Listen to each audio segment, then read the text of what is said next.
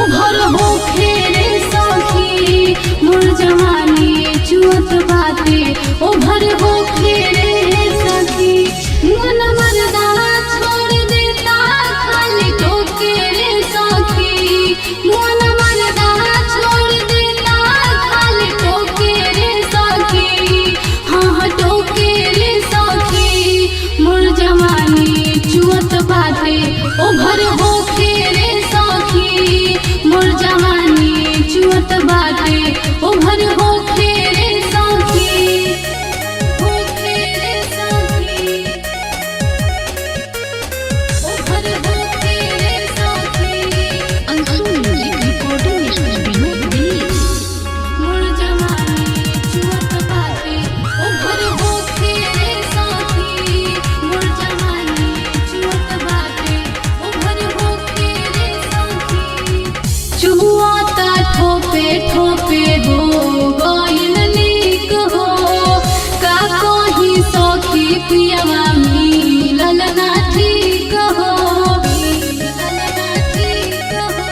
मिलल ना ठीक हो चुआता ठोपे ठोपे हो गइल नीक हो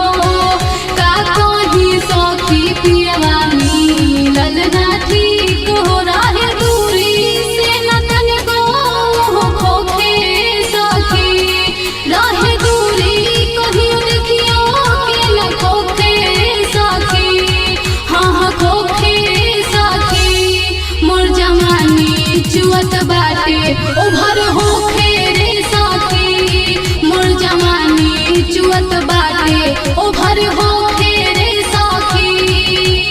होखे रे सखी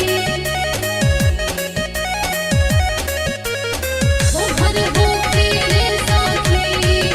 Anshu music recording studio Delhi. मोर जवानी चुअत बाटे ओभर होखे रे सखी मोर जवानी चुअत बाटे ओभर होखे रे सखी बिपिन जितेंद्र से लाज ना करे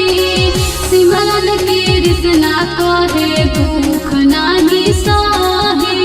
दुख नाही सहे दुख नाही सहे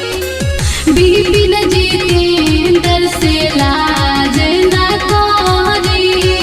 सिमरन कृष्णा से दुख नाही सहे राइटर ऋतिक विकास कहे नाही भोके रे सखी राइटर ऋतिक विकास कहे नाही भोके रे सखी हाँ भोके रे सखी मोर जवानी चुअत बाटे ओभर होखे रे सखी मोर जवानी चुअत बाटे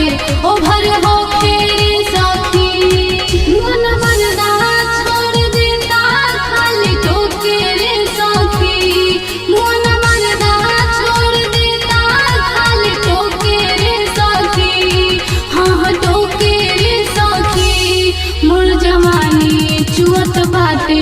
ओभर होखे रे सखी मोर जवानी चुअत बाटे ओभर